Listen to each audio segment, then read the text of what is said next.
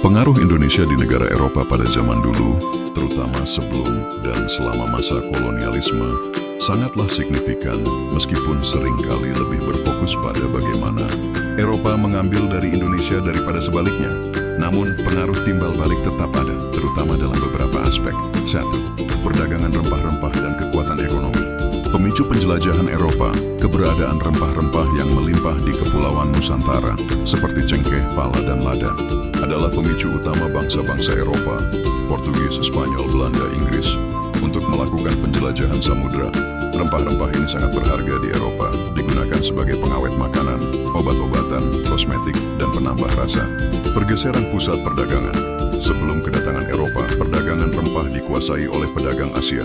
Namun dengan monopoli yang dilakukan oleh VOC, Belanda, dan perusahaan dagang lainnya, pusat-pusat perdagangan rempah-rempah bergeser ke Eropa, terutama Amsterdam yang menjadi salah satu pusat keuangan terbesar di dunia pada abad ke-17. Kekayaan dan perkembangan ekonomi Eropa.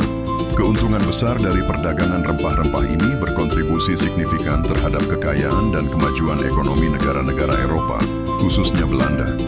Modal dari perdagangan ini digunakan untuk membiayai ekspansi, industri, dan pembangunan infrastruktur di Eropa.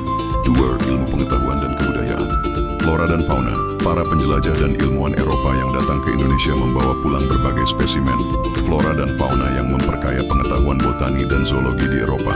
Contohnya penemuan bunga Rafflesia arnoldi oleh Thomas Stamford Raffles menjadi bukti kekayaan hayati Indonesia. Studi orientalis. Kolonialisme mendorong munculnya studi orientalis di Eropa, di mana para ilmuwan Eropa mempelajari bahasa, budaya, dan sejarah Nusantara. Meskipun seringkali bermotif kepentingan kolonial, studi ini menghasilkan banyak karya tulis dan penelitian yang mendokumentasikan kebudayaan Indonesia.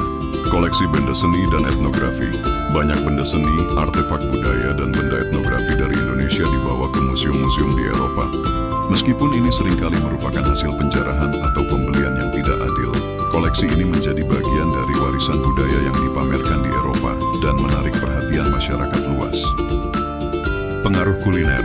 Beberapa hidangan atau bahan makanan dari Indonesia juga mempengaruhi kuliner Eropa, terutama di Belanda.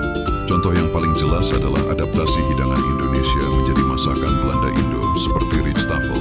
3. Aspek sosial dan politik, dampak kolonialisme. Pembentukan sistem pemerintahan modern, kolonial. Meskipun ini adalah pengaruh yang dipaksakan, sistem administrasi dan pemerintahan kolonial yang diperkenalkan oleh Belanda dan singkatnya oleh Inggris, meletakkan dasar bagi birokrasi dan struktur pemerintahan modern di Indonesia yang kemudian diwarisi setelah kemerdekaan.